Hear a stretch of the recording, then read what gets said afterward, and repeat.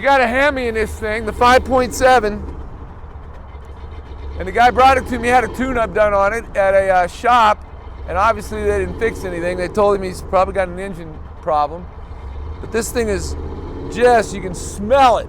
It's just burning oil. Let's take a look. Let's see what we can find. The car came up with random cylinder misfire, but I want to see what cylinder specifically is misfiring. So we're going to start it up and look at the data.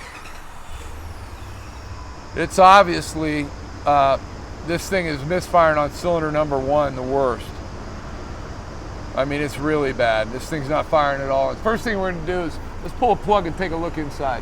If you can see, we got smoke puffing out of that hole. And it smells like nasty oil. So let's go see what we got. As we go down in there, it's hopefully the piston's down in the bottom of the hole a little bit. Oh, holy moly, look at that. Look at the top of that piston. Something has gone through this motor. Oh, the ring's broken. See all this here? There's where the smoke's coming from. That cylinder's wiped out and just puffing smoke.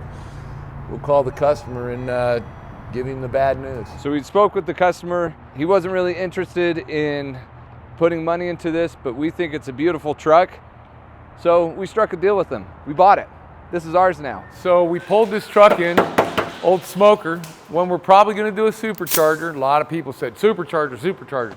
And then some people were like twin turbo, not going there. That's too crazy for a truck. But look how much smoke. I just pulled this thing in. I had to open the doors in the shop. We're gonna get this truck out, the engine out of it. I think we're gonna supercharge it. I'm feeling like the rest of you, most of you, like supercharge that thing.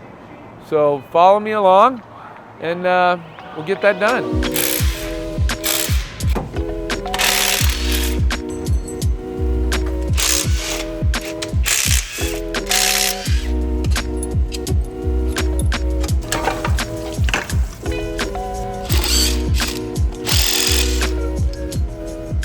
Hey everybody, we're about ready to rip down this Hemi. And by the way, does everybody know my handsome son Joey?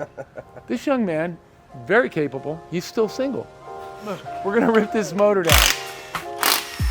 As he's tearing this down, I want to talk about these solenoids. GM does this, Dodge does this, I mean every manufacturer does this. But basically, it's selectively telling you the computer will shut down those cylinders. This thing can run on 4 cylinders. Governments are forcing manufacturers to economize, and this is one way they do it. And there's problems with it, and we can talk about that later, but let's find out what we got going on here. Here's our piston, whoosh. Man. Now normally, I would say that's detonation. I don't have a lot of problem here in the middle, you know. I don't know whether that ingested. This could be detonation. Whoa! It wasn't detonation. Let me show you what it was. I got a little carried away. Usually that's what detonation looks like, but on further inspection, what we actually got is a drop seat. You should have a metal insert, a seat right there, and I'll show you what a real seat looks like.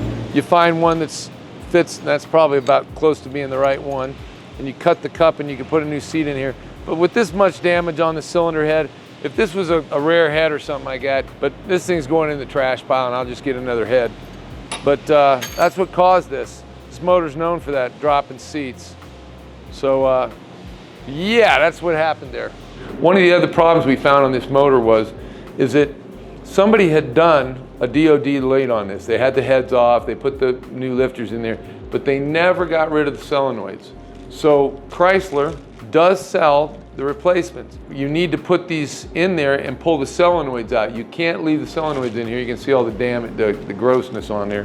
But if you're gonna do a DOD delete and put the lifters in there, you gotta finish the job by putting these plugs in there.